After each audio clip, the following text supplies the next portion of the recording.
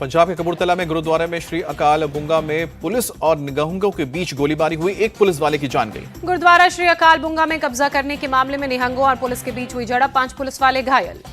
Police के मुताबिक गुरुद्वारे पर कब्जे के लिए 2 गुटों में चल रहा था विवाद। एक गुट ने 21 नवंबर को गुरुद्वारे पर हमला करके कब्जा किया था। पुलिस ने शिकायत मिलने पर केस दर्ज किया, मौके पर पहुंचकर 10 निहंगों को गिरफ्तार किया। यूपी के प्रतापगढ़ में दूसरे समुदाय में प्यार के मामले में एक युवक की हत्या की गई। लड़की के घरवाले हत्या के बाद से फरार। गोपालपुर गांव का किराना कारोबारी दिलीप जायसवाल दूसरे समुदाय की लड़की से करता था प्यार। लड़की के बुलाने पर बीती रात उसके घर गया था। लड़की के घरवाले ने दिलीप की हत्या कर उसके शव को फांसी के फंदे में लटका दिया। हत्या के बाद मकान बंद करके आरोपी फरार। गैर समुदाय का मामला होने की वजह से पूरे इलाके में तनाव। 6 थानों की पुलिस के साथ प्रतापगढ़ एसपी मौके पर मौजूद। पुलिस ने हत्या का केस दर्ज करके आरोपियों की गिरफ्तारी के लिए टीम का गठन किया है। फिलहाल मामले की जांच जारी है। जम्मू कश्मीर के राजौरी में सुरक्षा बलों और आतंकवादियों के बीच मुठभेड़, सेना के 2 अफसर सहित 4 शहीद। धर्मसाल के बाजीमल इलाके में सुरक्षा बलों ने आतंकवादियों की घेराबंदी की है। पूरे इलाके में सर्च ऑपरेशन चलाया जा रहा है। प्रयागराज पुलिस के हाथ लगी बड़ी कामयाबी। उमेश पाल हत्याकांड में वांटेड अपराधी नफीस बिरयानी गिरफ्तार। नवाबगंज के आनापुर इलाके में चेकिंग के दौरान पुलिस और बदमाशों के बीच हुई मुठभेड़। नफीस बिरयानी के पैर में लगी गोली। 50,000 का इनामी बदमाश नफीस बिरयानी अपने घर खुलदाबाद रह रहा था। जानकारी मिलने पर पुलिस ने चेकिंग की। पुलिस के मुताबिक उमेश पाल की हत्या में अतीक के बेटे असद ने किया था। नफीस की क्रेटा कार का इस्तेमाल। अतीक का फाइनेंसर था नफीस। उत्तर प्रदेश के कौसाम्बी में रेप और हत्या के आरोपी 48 घंटे के भीतर गिरफ्तार। मुख्य आरोपी अशोक भी पकड़ा गया। अशोक और उसके साथी पर 20 नवंबर को रेप और हत्या का आरोप लगा था। रामनगर के तराई वाले इलाके में छिपे थे दोनों। पुलिस के पहुंचने पर अशोक और उसके साथी ने की फायरिंग। जवाबी कार्रवाई में अशोक के पैर में लगी 3 गोलियां। पुलिस ने अशोक के पास से हत्या में इस्तेमाल कुल्हाड़ी, 2 देसी पिस्टल और कई कारतूस बरामद किए। घायल अशोक का जिला अस्पताल में चल रहा है इलाज। उत्तरकाशी के सिलक्यारा टनल में फंसे मजदूरों को निकालने की कार्रवाई अंतिम दौर में। 10 से 12 मीटर की ड्रिलिंग का काम बाकी। अब तक टनल के अंदर 45 से 50 मीटर तक ड्रिलिंग का काम हुआ पूरा। 32 इंच की पाइप टनल के अंदर पहुंचाई गई। लोहे के सरिया बीच में आने से बड़ी ड्रिलिंग के काम में मुश्किल। हाइड्रोलिक कटर की मदद से लोहे को काटने की कोशिश लगातार जारी। एनडीआरएफ के 15 सदस्यों ने टनल के अंदर जाकर किया निरीक्षण। ड्रिलिंग का काम पूरा होने पर पाइप के जरिए निकाले जाएंगे 41 मजदूर। एनडीआरएफ ने मजदूरों को निकालने के लिए स्केट्स वाली ट्रॉली भी मंगवाई। कमजोरी की हालत में मजदूरों की ट्रॉली से निकाला जाएगा। उत्तराखंड प्रशासन ने मौके पर 41 एम्बुलेंस और डॉक्टर्स की टीम मंगवाई है। उत्तरकाशी और एम्स ऋषिकेश को अलर्ट मोड पर रखा गया है।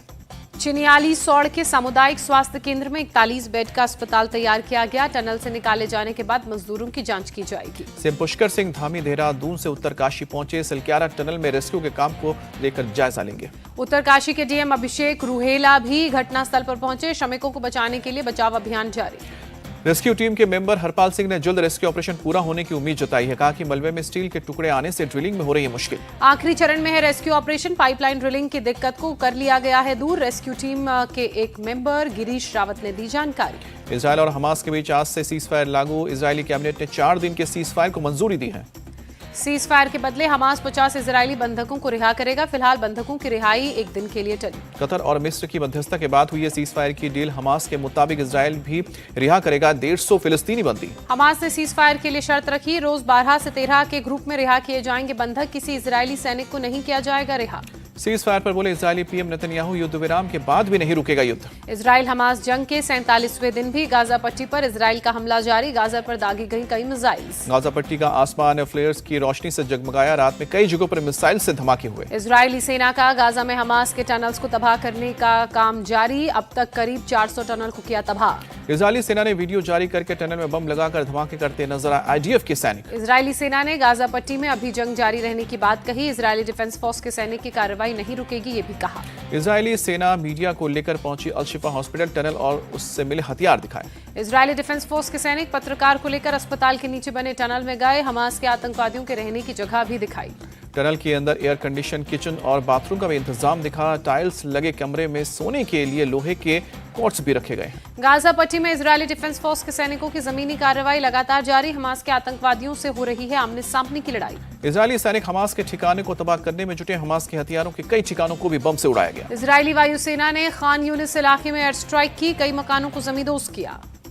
इजरायली हवाई हमले में बच्ची सहित कई लोगों के मारे जाने की खबर। मलबे में कई लोगों के फंसे होने की आशंका। इजरायली सेना की वेस्ट बैंक के तुलकर्म रेफ्यूजी कैंप पर रेड। 6 फिलिस्तीनी मारे गए।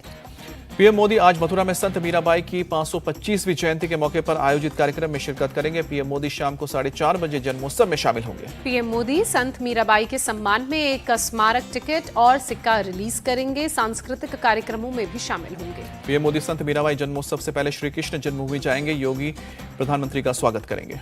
पीएम मोदी की आज राजसमंद में चुनावी सभा। दोपहर 1 बजे देवगढ़ में जनसभा को संबोधित करेंगे। केंद्रीय गृह मंत्री अमित शाह आज दोपहर 1 बजे चित्तौड़गढ़ में करेंगे रोड शो। नाथद्वारा में दोपहर 2:30 बजे करेंगे रोड शो। अमित शाह शाम 4 बजे श्रीनाथ जी के मंदिर में जाएंगे, दर्शन पूजन करेंगे। सीएम योगी जयपुर के झोटवाड़ा में आज सुबह 10:40 पर करेंगे रोड शो। दोपहर करीब 12:30 बजे अलवर के राजाखेड़ा में जनसभा को संबोधित करेंगे। महाराष्ट्र के सीएम एकनाथ शिंदे आज राजस्थान में बीजेपी के लिए वोट अपील करेंगे। सुबह 11 बजे हवा महल में रोड शो का कार्यक्रम। राजस्थान के शाहपुर में पीएम मोदी की भविष्यवाणी। अब राजस्थान में गहलोत सरकार कभी नहीं आएगी। पीएम मोदी का डूंगरपुर की रैली में दावा, मोदी की गारंटी, कांग्रेस के हर झूठे वादों पर भारी। सीएम अशोक गहलोत ने बीजेपी पर साधा निशाना, कहा कि उनके पास बोलने के लिए कुछ नहीं है, सभी नेताओं के एक जैसे होते हैं बयान। पीएम की भविष्यवाणी पर प्रियंका गांधी का पलटवार, बोली मोदी सरकार ऐसे ही जनता का पैसा उद्योगपतियों को दे रही है तो बगावत पर उतर आएगी जनता। राजस्थान में राहुल गांधी के मोदी, शाह और अडानी पर हमले जारी। भरतपुर में बीजेपी को फिर बताया जेब कतरा पार्टी। राहुल गांधी के खिलाफ चुनाव आयोग पहुंची बीजेपी। पनौती वाले बयान पर एक्शन लेने की मांग की। राजस्थान चुनाव में कन्हैयालाल मर्डर केस बना मुद्दा। अमित शाह बोले हत्याकांड पर चुप रहे गहलोत। कन्हैयालाल मर्डर केस को लेकर गहलोत का जवाब, एनआईए तेजी से करे काम, आरोपियों को अब तक फांसी क्यों नहीं हुई। विराट सांसद के कविता ने कहा कि कांग्रेस पर लगाया आरोप, कहा कांग्रेस के नेताओं ने हमारे उम्मीदवारों पर हमला किया। बीआरएस सांसद ने कहा हार के डर से कांग्रेस दिखा रही अपना असली चेहरा, उन्हें मालूम है कि वो हार रहे हैं इसलिए कर रहे हैं हमला। तेलंगाना की जनता से सीएम हिमंत बिस्वा शर्मा का वादा, कहा कि राज्य में हमारी सरकार बनी तो सबको मुफ्त में कराएंगे राम मंदिर के दर्शन। सीएम हिमंत बिस्वा शर्मा ने कांग्रेस, बीआरएस और ओवैसी को बताया एक, कहा कांग्रेस मुसलमानों को 12% आरक्षण देने की करती है बात, केसीआर ओवैसी भी यही कह रहे हैं। सीएम हिमंत बिस्वा शर्मा ने बीआरएस के साथ सरकार नहीं बनाने का भी दावा किया। धर्म के नाम पर नहीं होना चाहिए आरक्षण। संगारेड्डी में चुनाव प्रचार के बीच टीपीसीसी के अध्यक्ष का वादा, कांग्रेस के सत्ता में आने पर हटाएंगे प्रगति भवन के दरवाजे। वालंगमिल में बोले जन सेना पार्टी के अध्यक्ष और अभिनेता पवन कल्याण, तेलंगाना मेरा दिल है, राज्य की स्थिति देखकर दुखी हूं।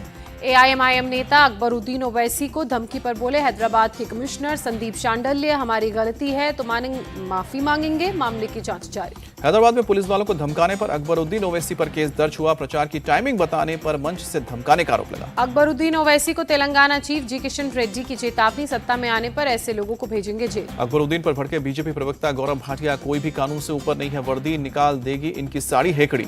केंद्रीय मंत्री गिरिराज सिंह की सीएम नीतीश से अपील, कहा राज्य में हलाल सर्टिफाइड उत्पादों पर बैन लगाए सरकार। गिरिराज सिंह ने कहा कि यूपी जैसे यहां भी लगे लगाम, विभाजनकारी और षड्यंत्रकारी तत्वों के खिलाफ कार्रवाई करे सरकार। G20 वर्चुअल शिखर सम्मेलन को पीएम मोदी ने संबोधित किया, कहा हमने विकासात्मक एजेंडे पर विचार किए साझा। पीएम मोदी बोले G20 में कई विषयों पर सहमति, हम सब आतंकवाद और हिंसा की करते हैं कठोर निंदा। आतंकवाद पर पीएम मोदी ने दिखाया कड़ा रुख, कहा मासूम और निर्दोष लोगों की मौत स्वीकार्य नहीं। मानवतावादी विराम और बंधकों की रिहाई का पीएम ने किया स्वागत। इजराइल फिलिस्तीन मुद्दे का 2 स्टेट समाधान बताया जरूरी। वर्चुअल G20 शिखर सम्मेलन में सभी 21 सदस्यों ने हिस्सा लिया। विदेश मंत्री डॉक्टर एस जयशंकर ने दी जानकारी। विदेश मंत्री ने कहा कि सम्मेलन में चर्चाएं सार्थक और बहुत उपयोगी रही हैं। सभी नेताओं ने प्रधानमंत्री को दी बधाई। वर्चुअल G20 शिखर सम्मेलन पर वित्त मंत्री निर्मला सीतारमण ने कहा वित्त ट्रैक से संबंधित मुद्दों पर गहनता से हुई चर्चा। वित्त मंत्री ने कहा कि 5 मुख्य एजेंडा बिंदुओं पर हर एक को दोहराया गया है, जिन पर साल भर हुई चर्चा, उनका किया गया स्वागत।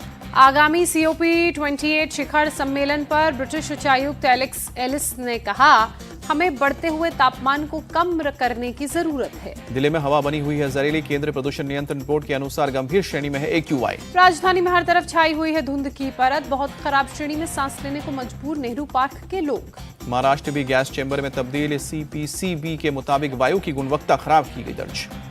सीबीआई ने फर्जी कॉल सेंटर चलाने वाले गिरोह का बुधवार को पर्दाफाश किया। दिल्ली, यूपी और हरियाणा में 24 जगहों पर रेड की गई। सुशील सचदेवा एंड एसोसिएट्स के नाम से चलाया जा रहा था रैकेट, विदेशी नागरिकों को ठगी का शिकार बनाया जाता था। सीबीआई ने 2 करोड़ 20 लाख से ज्यादा की विदेशी करेंसी बरामद की। क्रिप्टो करेंसी और प्रॉपर्टी के पेपर भी जब्त किए।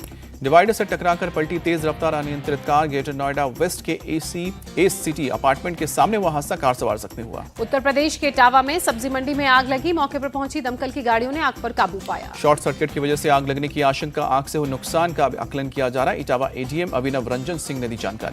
जम्मू कश्मीर सरकार के 4 कर्मचारियों को बर्खास्त किए जाने पर उमर अब्दुल्ला ने कहा, कर्मचारियों को होना चाहिए अपील करने का अधिकार। बड़गांव में नेशनल कॉन्फ्रेंस के अध्यक्ष ने कहा कि कानून के मुताबिक ही हर किसी को अपील करने का अधिकार है, आरोप साबित होने तक दोषी नहीं।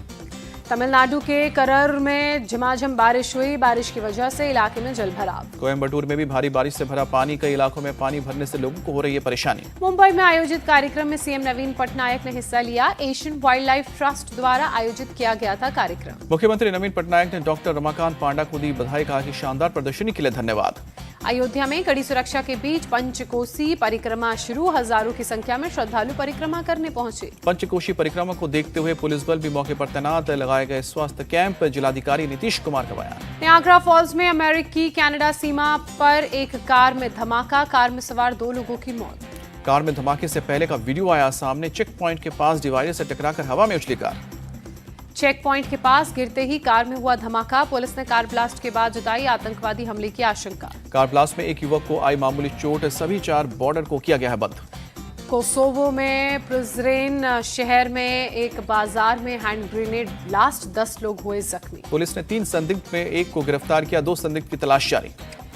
मॉन्टेनेग्रो में भारी बारिश के बाद बाढ़ का कहर, रोजेजे शहर में नदियों का पानी रिहायशी इलाकों में घुसा। बारिश की वजह से मॉन्टेनेग्रो के कई इलाकों में लैंडस्लाइड हुआ, तटीय इलाकों में बिजली व्यवस्था ठप हुई। भारत और ऑस्ट्रेलिया के बीच 5 मैचों की T20 सीरीज का पहला मुकाबला आज विशाखापत्तनम में होगी भिड़ंत, शाम 7 बजे शुरू होगा मैच। T20 सीरीज में सूर्य कुमार यादव भारत की करेंगे कैप्टनसी, मैथ्यू वेड ऑस्ट्रेलिया की कमान संभालेंगे। रोहित, विराट, बुमराह और जडेजा को मिला आराम, प्रसिद्ध कृष्णा रिंकू सिंह को टीम में मिला मौका। श्रेयस अय्यर आखिरी 2 T20 मैच में वाइस कैप्टन के तौर पर टीम में शामिल हुए। पहले 3 मैचों में ऋतुराज गायकवाड़ टीम के उप कप्तान। ऑस्ट्रेलिया के खिलाफ सीरीज से पहले सूर्य कुमार यादव ने कहा, यंग प्लेयर्स के साथ निडर क्रिकेट खेलेंगे, खिलाड़ी वो सब करें जिससे टीम को मदद मिले। ऑस्ट्रेलिया से टक्कर से पहले बोले सूर्य कुमार यादव, T20 विश्व कप को ध्यान में रखते हुए खेल महत्वपूर्ण। भारत की कप्तानी करने को लेकर सूर्य कुमार यादव उत्साहित, कहा विश्व कप फाइनल में मिली हार से उबरने में लगेगा वक्त।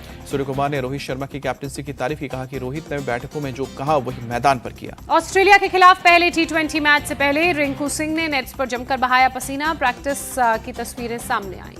रोहित शर्मा T20 इंटरनेशनल नहीं खेलेंगे, रिपोर्ट्स में चीफ सिलेक्टर आगरकर से बातचीत का दावा। IPL 2024 के लिए देवदत्त पडिक्कल को लखनऊ सुपर जायंट्स ने ट्रेड किया। आवेश खान राजस्थान रॉयल्स के लिए खेलेंगे। वनडे बल्लेबाजी रैंकिंग में टॉप 4 में 3 भारतीय बल्लेबाज, विराट तीसरे और रोहित चौथे स्थान पर, शुभमन गिल पहले नंबर पर। गेंदबाजी रैंकिंग में टॉप 10 में 4 भारतीय बॉलर्स शामिल, सिराज, बुमराह, कुलदीप यादव और मोहम्मद शमी के नाम। शुभमन गिल के साथ फेक फोटो शेयर करने वालों पर भड़की सारा तेंदुलकर, डीप फेक के खिलाफ कार्रवाई की मांग की। दुनिया की पहली महिला ट्रांसजेंडर क्रिकेटर डैनियल मैकग्राहे ने लिया संन्यास, आईसीसी के फैसले पर जताई निराशा। ओलंपियन दीपा मलिक ने दिल्ली में स्वास्थ्य मंत्रालय मंडप का दौरा किया, देश के उसे टीबी मुक्त बनाने के लिए लोगों से मदद की अपील की।